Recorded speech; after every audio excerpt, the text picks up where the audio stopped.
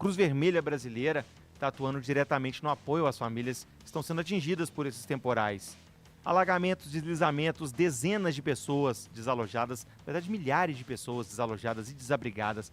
Até o momento, olha, os números são assustadores. 55 mortes com as chuvas concentradas entre Ubá e Juiz de Fora. Juiz de Fora recebendo o pior das chuvas. 3.000 pessoas estão desabrigadas ou desalojadas.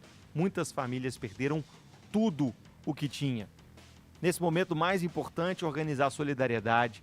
A ajuda precisa ser eficiente, coordenada e responsável. Para falar um pouco mais sobre esse trabalho, a gente recebe agora o CEO da Cruz Vermelha, o Bernardo Eliazar. Bernardo, boa tarde. Boa tarde, obrigado pelo espaço, pelo tempo, para a gente contar um pouquinho do trabalho da instituição nesse momento tão delicado aí, tão triste, né? Bernardo, a Cruz Vermelha não é estranha a 98, a gente sempre acompanhando o trabalho seus, porque quando o pau quebra, a Cruz está lá e vocês estão sempre ajudando quem mais precisa nesse momento. E eu acho que havia um tempo, felizmente, tinha um tempo que a gente não via Minas Gerais precisando tanto de ajuda. Como é que está o trabalho da Cruz Vermelha nesses primeiros dias de rescaldo pós-temporais lá na Zona da Mata? A Cruz Vermelha é uma instituição centenária, estamos em Minas há mais de 112 anos e a gente entende aqueles 3 pilares, igual você falou, da necessidade dessa ajuda. Ela tem que ser coordenada, tem que ser responsável, tem que ser eficaz naquilo que faz.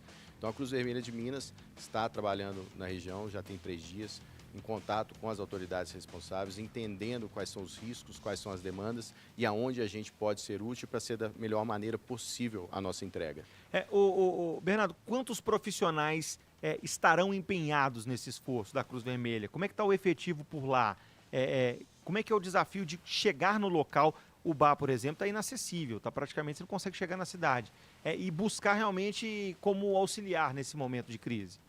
Nós somos uma instituição de ajuda humanitária mais antiga do mundo, né, Sim. a Cruz Vermelha. Então, nós trabalhamos com recursos próprios de equipe de funcionários qualificados para isso e temos também os voluntários que trabalham com a gente na ponta. Então, hoje a gente já tem a 3ª equipe que está em deslocamento, Boa. Outra vai esse final de semana já para fazer entrega, que a gente está fazendo um mapeamento e entendendo as reais necessidades para ser uma entrega organizada, coordenada e eficaz.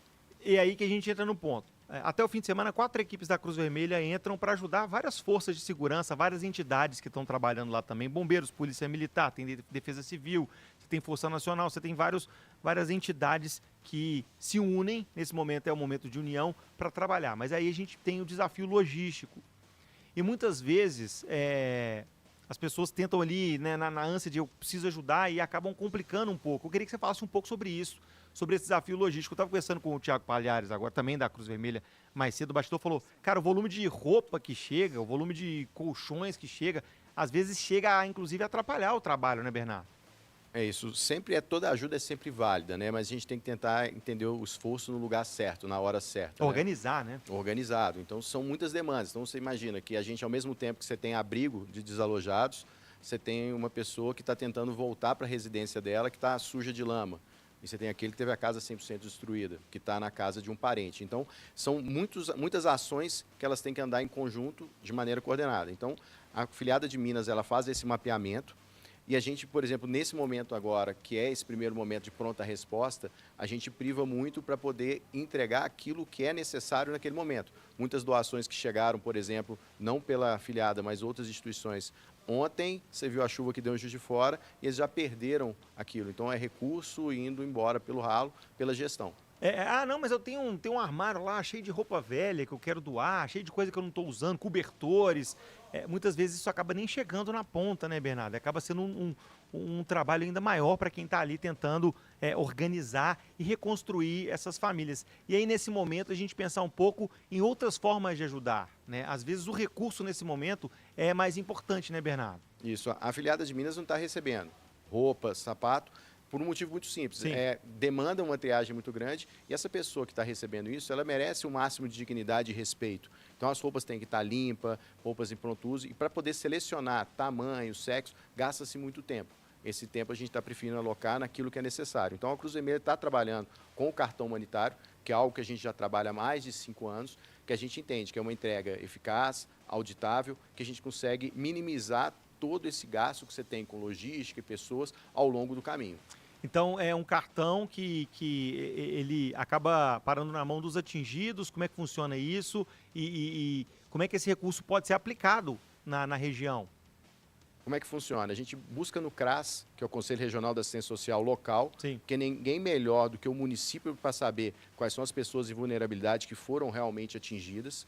Com essa informação, a gente faz o memorando de acordo com a prefeitura, onde garante a transparência e o livre acesso da Cruz Vermelha para fazer essa entrega de maneira independente, porque nós não somos governamentais, não somos políticos. Sim. E aí a nossa entrega vai na ponta para aquela pessoa que foi afetada pelos nossos voluntários. Esses cartões são entregues na mão dele e ele pode consumir no mercado local, dentro do supermercado. A Plux, que é a nossa parceira, então ele só pode consumir dentro do mercado item básico de higiene, alimentação, utensílio doméstico, às vezes uma panela que foi, alguma coisa. Que, por incrível que pareça, é o mais importante nesse momento, né, Bernardo? É aquele básico para a vida. E o mais legal nesse ponto que você está colocando é você girar também, manter a roda da economia local girando, porque tem muita gente que perdeu tudo e tem muito negócio que está ali travado, né? E você conseguir fazer, movimentar e a gente ajudando gente, né, Bernardo? E o mais interessante, assim, você dá uma dignidade que a pessoa pode entrar e ela comprar aquilo que ela precisa. Eu não vou entregar o que eu quero, ela vai comprar de fato o que ela precisa naquele momento. Sim. Imagina o tanto que não é assertível, eu sair com uma cesta básica, ela precisa de uma pá, de um rodo, ela precisa de alguma coisa para poder limpar a casa dela. Então não faz muito sentido. E com esse cartão, além dela conseguir comprar esses itens, ela vai gastar à medida que existe a necessidade. Então serve para aquela pessoa que está desalojada, aquela pessoa que está desabrigada, ou aquela pessoa que está tentando retornar para a casa dela. E eu não tenho todo esse gasto. Então a gente tem hoje um nível de eficiência muito alto. A gente fala que a cada R$1, 86 centavos chega na ponta. E a gente consegue auditar esse processo e garantir para esse doador que aquele dinheiro foi aplicado de fato lá. E a economia se sustenta. Então, imagina, ele já perdeu a casa, ele ainda perdeu o emprego. Imagina aquele município lá foi afetado e um comerciante deixar de trabalhar. Então, a nossa ideia é sustentar isso, se a cadeia de suprimento está de pé, como lá está, para que a economia volte o quanto antes. Todo valor conta, toda ajuda é válida. Se todo mundo ajudar um pouquinho, a gente faz um montão e reconstrói Juiz de Fora, reconstrói o bar, reconstrói Matias Barbosa e a Zona da Mata Mineira, que com certeza vai voltar a ser brilhante mais uma vez. O trabalho gigantesco que a Cruz Vermelha faz, um trabalho que eu sempre chancelei. Parabéns ao Bernardo, parabéns à turma da Cruz Vermelha. O Thiago está indo para lá daqui a pouco, o Palhares vai trazer mais informações para a gente entender realmente como é que está esse trabalho de reconstrução. Passa o canal para quem quer doar, para quem quer ajudar, para quem quer entender o trabalho da Cruz Vermelha, Bernardo.